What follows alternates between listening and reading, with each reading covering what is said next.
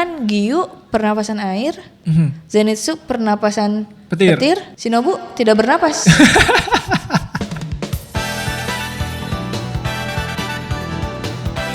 Subscribe. Irashaimase. Selamat datang di Ngobstaku. Tempatnya ngomongin anime, wibu, dan Japanese pop culture lainnya. Gua Brodon. Gue Dita. Langsung aja. Kali ini kita mau mereview. Sebelum itu, kita akan saling memuji. Hanya memuji. Oke. Canda mulu. Jadi ceritanya kita memakai kita mengenakan Ace kaos yang bagus banget, yaitu dari Uniqlo. Ih, lucu banget. Keren banget Uniqlo kalau bikin kolaborasi anime tuh paling mantep menurut gue. Tidak pernah gagal. Bener. Dan kita merasa buat episode review ini kita butuh banget memakai kaos Uniqlo yang mantap ini. Yuti Uniqlo kolaborasi terbaru dengan Demon Slayer. Serasa di Infinite Castle.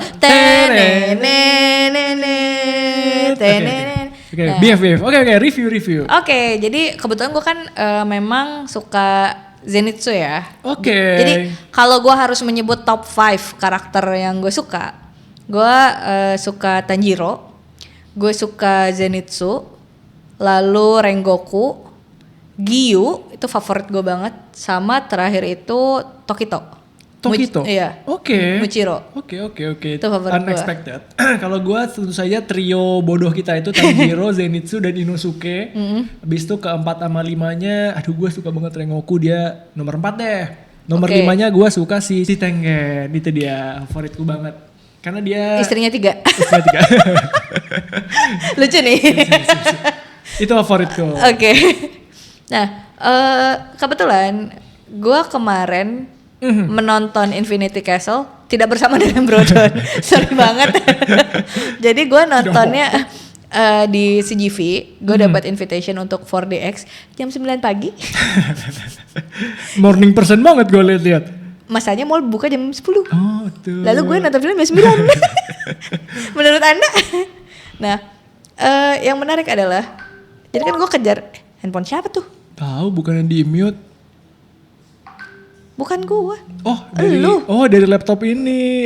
Si cerdas, maaf di mute dulu. Oke, jadi kan gue datang jam 9 pagi, di mana mall aja baru buka jam 10.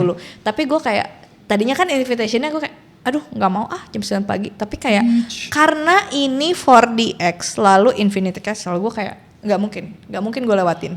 Karena gue menunggu momen ini. Inilah momen gue. Oke. Soalnya, gue sangat paham perasaan itu karena gue juga sangat menanti-nanti nih. Iya kan? Sejak ending season kemarin yang markasnya si Kisatsutai meleduk itu, gue udah sangat hype banget. Kepedihan ini gitu kan. Hype banget nih Infinity Castle nih gitu. Infinity Castle ini hype-nya mengingatkan gue akan Avengers Endgame sebenarnya. Avengers, bener. Semua menantikan ya. Bener. Mau orang FOMO, mau enggak, mau fans baru, fans lama, atau diajakin temennya, PDKT apa, modus. Itu semuanya ikut dan gue nggak masalah sama sekali. Yang gue menarik adalah kebetulan gue kenal orang Cinepoint. Banyak kenalan kamu ya? Bener. Followers aku juga banyak. Wah, sombong amat ya. Nah, orang Cinepoint ini namanya Julian. Kita kan membahas soal si Kimetsu. Kayak dia nonton di Gandaria gitu, di fan screening yang sehari sebelumnya. Dia bilang bahwa wah gila ini bakal gede nih gitu. Oh iya gitu. Lalu hari pertama tuh yang gue nonton itu dia sudah di 480-an seinget gue entry-nya. Oke. Day 1, lalu day 2 dia sudah 1 juta penonton. Sekarang di Indonesia nih? Di Indo.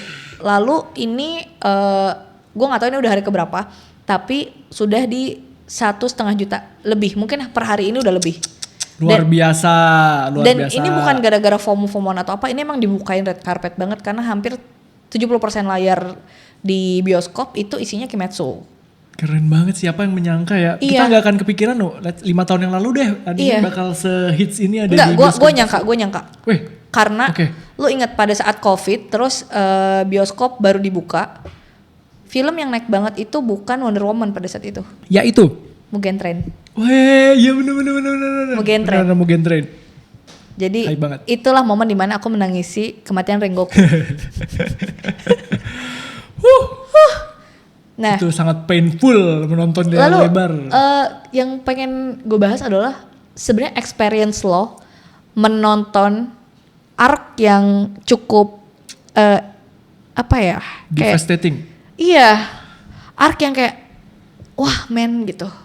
Maksudnya dari semua arc kayak oke, Mugen Train gitu, awal luka gue terbuka gitu kan. Lalu ini dimana luka gue akan bertambah gitu kan. Betul. Dimana anjir jagoan gue mati semua set gitu kan. Tapi gue kan kebetulan menyimak dari kisah-kisah warga ya, yang katanya ini kalau si Infinity Castle dia butuh waktu 3 tahun apa berapa tahun kan untuk develop si animasi movie-nya itu. Untuk produksinya. Dan itu kan cukup lama ya untuk movie gitu, dan movie-nya juga cukup panjang gitu dengan kualitas sebagus itu gitu. Dari mulai kita di awal disuguhkan dengan wah masuk semua tuh ke situ, yang dari trailer aja itu udah kayak oh shit this is the moment gitu kan. Epic banget. Iya kan, dan gue ngerasa juga banyak orang yang terbawa hype itu, dan gue sebagai seorang wibu 2 dekade gue happy for it sih. Yang dimana wah anime tuh benar-benar udah socially acceptable nih di society kita gitu. Yang dulu tuh sekarang semua orang aneh, pengen menjadi tontonan wibu ya. kartun. Iya, sekarang tuh rame gitu. Dan itu gue seneng. Jadi kayak ya gue jadi socially acceptable dong. Tidak gitu. usah berpura-pura tidak suka ya. Iya, justru gue akan menjadi wadah di mana orang bertanya, kamu nonton Kimetsu? Aku akan menjelaskan. Jangankan nonton, manganya kita udah baca sampai tamat. Iya. Tapi gara-gara kita udah baca manganya sampai tamat, lo merasa ada sedikit momen yang ini dulu kayak gimana ya scene-nya? Gue gitu soalnya kemarin. Gue ada kayak gitunya kayak bentar, oke, gue inget dia mati. Terus abis itu apa ya? Karena kan kalau di komik tuh abis chapter ini next move on-nya tuh cepet gitu. Betul. Pada saat di movie lo akan kayak fokus dengan let's say 2,5 jam yang dihadirkan. Lo kayak anjir abis ini yang mana ya yang bakal di set gitu. Kayak gitu kan, kayak bahkan gue mikirnya tuh gini, oh mungkin di sini arc-nya akan motong di apa ya gitu. Jadi gue nggak notice bahwa arc-nya tuh akan selesai di Akaza gitu kan. Meskipun gue yakin akan kepotong beberapa kali gitu. Betul. Karena kan Hashira sendiri jumlahnya cukup banyak gitu kan. Jadi proses kematian mereka juga pasti nggak. Mereka mati syahid tau. Karena melawan iblis. Betul lagi. Lucu. Oke, tapi gue mau membahas visualnya boleh gak? Boleh banget. Visualnya memanjakan mata banget. Oh jujur iya. Ini dia level up banget somehow ya, setiap Demon Slayer ngeluarin movie atau season baru tuh selalu lebih bagus. Bagus. Tapi Anda pernah tidak satu bioskop dengan pengisi suaranya Tanjiro? Saya mah pernah. Jreng. Pernah. Makanya orang dalam CGV dong. Nah jadi gue gak sengaja waktu itu di movie yang mau pelatihan Hashira Training Arc.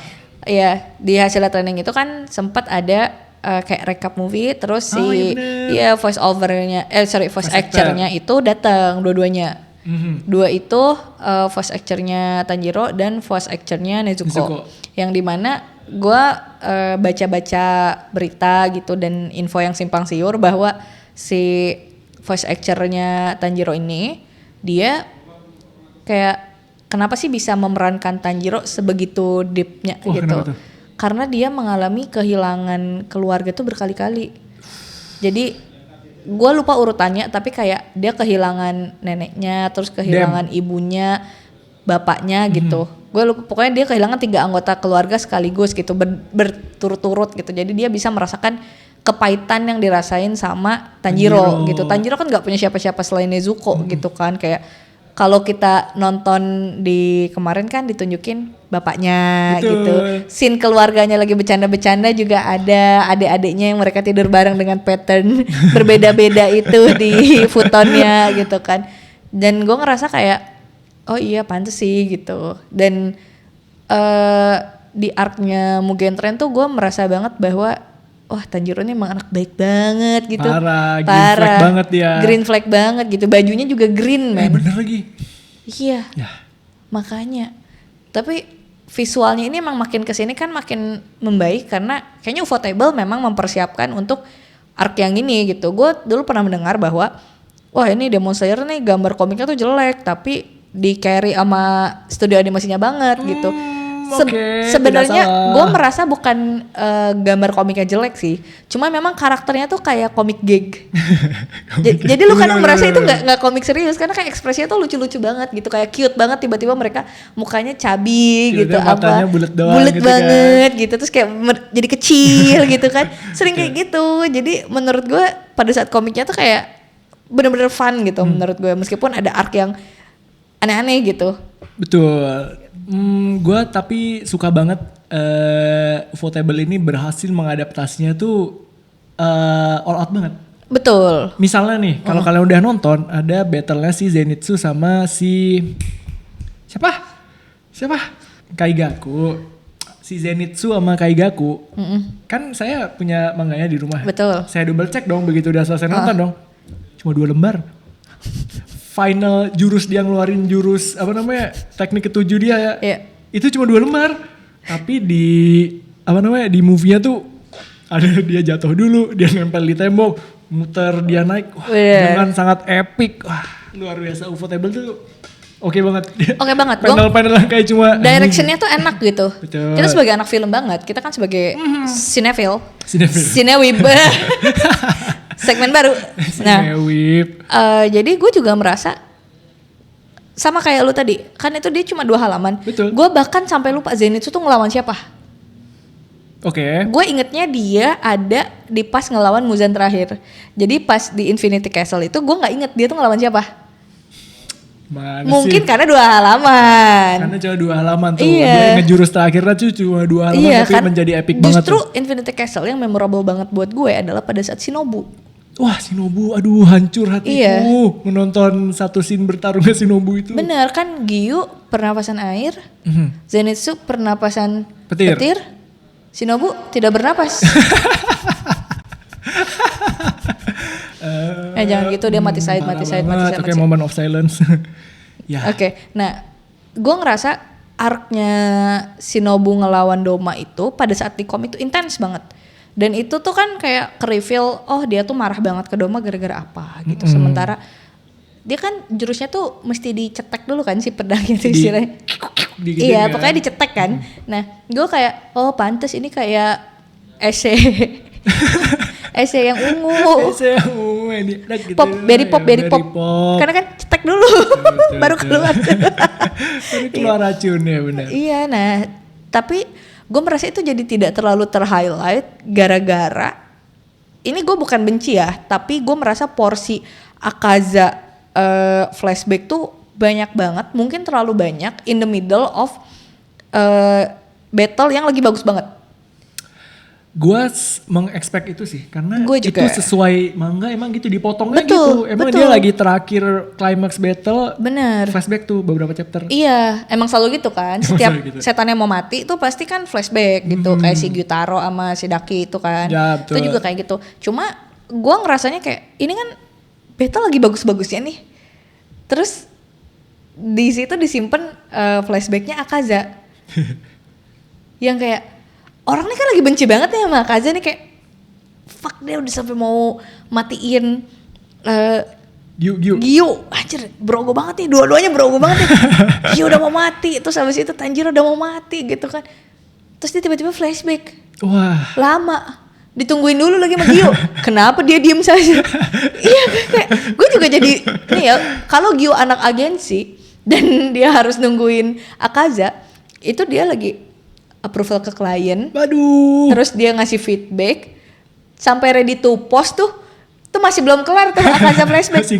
Masih ngelamun, masih memikirkan berbayang-bayang gitu. Tapi gue suka banget semua yang di present sama Ufotable, karena kayak gila secara visual oke banget, musik oke, tidak ada keraguan di dalamnya. Betul. Voice actor juga top notch semua. Dan semua battle scene itu gue suka banget. Wah, nggak ada yang jelek lagi. Nah, problemnya adalah ini nggak problem sih, cuma kayak gue tuh kan nonton 4DX. 4DX kan rada-rada atraktif ya. Sorry, 4DX tuh yang gedebak-gedebuk. Oh yang gitu. Iya, yang movie yang kayak Dufan. Oke. Nah, jadi pas lagi, ini yang membuat gue sangat menarik ya experience 4DX CGV itu. Begitu lo lagi battle scene, kan mereka tuh swing ke sana, swing sini gitu kan. Gerak kan kursi lo. Nah, itu kan pernapasannya air. Terus ada mist juga dan semacamnya. Jadi lo disembur. Gue mendapatkan pernapasan air yang giu sampai ke muka-muka gue. Enggak sih, cuma sampai kaki doang. Tapi tetap aja seru gitu karena pas bagian yang seru tuh kan kayak lo pengen wah gitu kan. Lalu tiba-tiba kursi lo goyang-goyang juga gitu. Jadi kayak lo difasilitasi gitu. Itu yang bikin experience nonton Infinite Castle gue tuh jadi lebih epic menurut gue. Terbayang. Beside kayak nonton di bioskop tuh udah absolute cinema ya bos gitu. Udah absolute cinema. Terus abis itu lo merasakannya dengan segala guncangan-guncangan yang kayak apalagi pas Zenitsu kan naik turun petir apa gitu kan. Jadi kayak wah seru banget. Gue ngerasa si page 2 halaman itu begitu dibikin movie ditambah 4DX gue kayak anjir nih all out banget sih semua experience-nya. Tapi gue juga mungkin pengen nonton lagi pada saat layarnya biasa-biasa aja gitu. Ya untuk moment of silence Shinobu lah. Tapi Shinobu ya itu juga di translate jadi adegan berantemnya juga epic banget. Karena kalau di manga itu nggak kebayang dia tiap kali jurus ada serangga gitu nggak sih? Iya. Ada centipede-nya, ada rebah, itu di situ beda banget. Bener, jadi banyak banget yang di istilahnya di upgrade dari adaptasinya ini gitu. Dan gue merasa ini worth the hype. Worth to watch juga. Jadi kalau misal lo mau dibilang FOMO apa nggak usah dengerin, biarin aja karena emang ini worth it. Terus kalau lo baru nonton ini gitu, misal kayak seperti biasa, gue kan nonton bersama animator kebanggaan kita, Jreng. Pas lagi nonton. Nah, gue sama Giterus tuh pas lagi nonton, dia tuh belum pernah ngikutin Kimetsu. Masa? Iya, surprisingly. Mungkin karena dia nggak dapet job ya. Terus jadi dia tuh kayak amazed dengan visualnya gitu, dengan experience-nya juga dan kayak dia kan jadi demon pertama yang dia lihat tuh si Akaza kan. Lalu setelah nonton kan kita mendapat t-shirt UT Uniqlo ini. Gue tuh dapat 2 t-shirt Akaza karena kebetulan tiket gue 4 kan dapetnya tuh. Jadi ada manajer gue, ada gue sama Gitrif. Nah kelebihan 1 kan, lalu ya sudah saya akan kasih brodon aja di kepala gue. Tapi kan si Akazanya tuh dapatnya 2 nih. Akazanya dapat 2. Lalu gue bertanya, kalian mau yang mana? Dua-duanya maunya Akaza. Lalu kita kan jadi ya udah kita jadi orang baik aja gitu kan. Makanya brodon pakainya yang adik kakak baik ini gitu kan. Tapi memang mereka tuh lovely juga sih sebagai adik kakak tuh. Iya, banyak banget momen-momen gue tuh kayak, gue tuh pengen nih kalau punya kakak tuh green flag kayak Tanjiro. Iya. Sayang banget tau Tanjiro sama Nezuko. Nezuko juga sama tau, kayak kan dia all out banget kalau Tanjiro udah lupa dikit. Ngamuk. Iya. Yang sampai pas arc-nya itu Tengen. Red Light District. Iya. Dinina boboin sama Tanjiro. Oh iya bener. Iya biar dia tidur padahal dia lagi ngamuk tuh gara-gara Tanjiro digebuk sama Daki. Kayak gitu dan menyenangkan banget sih. Tapi ini kan per 2 tahun sekali katanya akan rilisnya. Next movie-nya 2027 Bu. Bener. Jadi kita harus mulai MCU dari sekarang. Bener. Aku belum pernah medical check up. Oke, nanti dicoba ya. Kita cek gula darah, kolesterol, semuanya ya. Iya, karena kita harus sehat. Kita harus menyambut final arc-nya gitu. Betul. Jadi ini emang momen dimana pantas dirayakan banget sih menurut gue. Apalagi dari anime season 1, 2 dan selanjutnya tuh ini bagus gitu. Gue tuh kan nontonnya rada lumayan telat ya. Jadi season 1 sudah selesai gue baru nonton. Oh gitu. Pas Covid kan terjebak di rumah. Dia kan 2019 tuh udah rilis animenya. Gue baru nonton 2020 tuh di rumah gue pas udah terjebak. Lalu kayak apa sih ini gitu, karena orang kenapa tuh semua orang nonton gitu ya? Iya karena semua orang hype dan gue tuh kayak pick me kan. Jadi gue ngerasa kayak aduh males lagi kalau semua orang bahas gitu. Jadi gue tuh belum tahu konteksnya gitu. Kenapa Nezuko pakai lemang gitu. Iya terus kayak kenapa sih kostumnya warnanya begini gitu kan. Lalu begitu gue nonton, oh oke, keluarganya mati gitu, Michael Jackson. Terus habis itu kesini-sininya, wah sayang lagi gue sama anak-anak ini gitu. Sampai gue tuh kemarin setelah beres nonton tuh yang gue cari di YouTube adalah Inosuke salah panggil Tanjiro. Sering lagi. Iya sering banget dan itu lucu banget. Jadi kayak bahkan kalau di komiknya itu tuh kan ada 2 one shot nih. One shot pertama adalah yang future-nya. Oke, benar. Benar. One shot kedua itu hidup mereka setelah tidak menjadi corpse. Oke. Oh iya ada. Benar, aku baca. Lo bacanya bajakan sih, jadi nggak ada kali.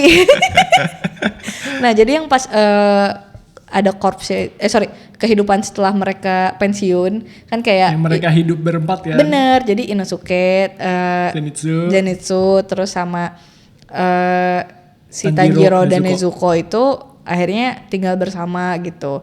Yang dimana Zenitsu lebih kayak beban gitu di situ. Lalu ada orang-orang lain yang kayak diceritain juga gitu. Hashira lain tuh setelah pensiun ngapain.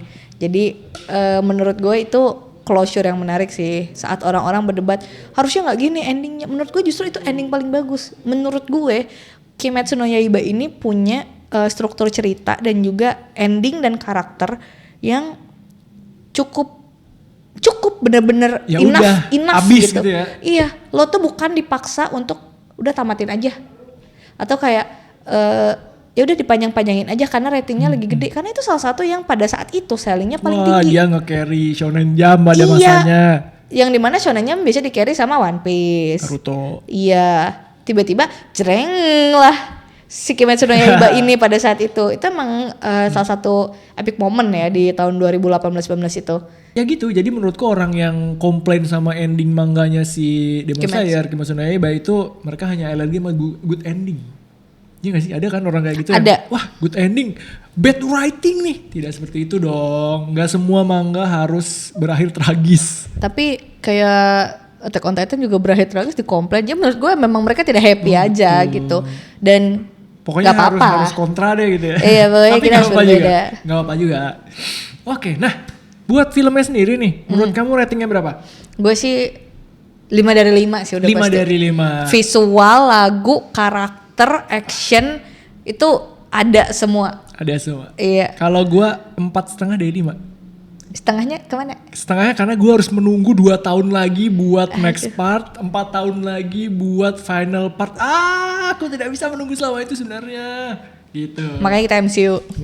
Kita harus MCU, kita harus sehat ya. Bener, motivasi Wibugar adalah adalah untuk kita menonton maraton lagi si Kimetsu ini. Oke deh, kalau begitu ya intinya menurut kita Infinity Castle ya, movie ini sangat worth to watch. Bener. Mumpung masih ada di bioskop, sempatkanlah nonton. Bener.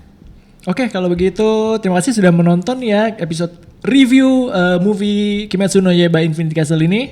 Jangan lupa di subscribe channel YouTube Ngops Podcast agar kita segera mendapat cuan dari AdSense. Dan juga follow Instagram kita di @ngopspodcast. Dan Instagramnya Bundit apa? Halo Dita. Dan @haipradana. Terima kasih, sampai jumpa di episode Ngops Taku selanjutnya. Subscribe.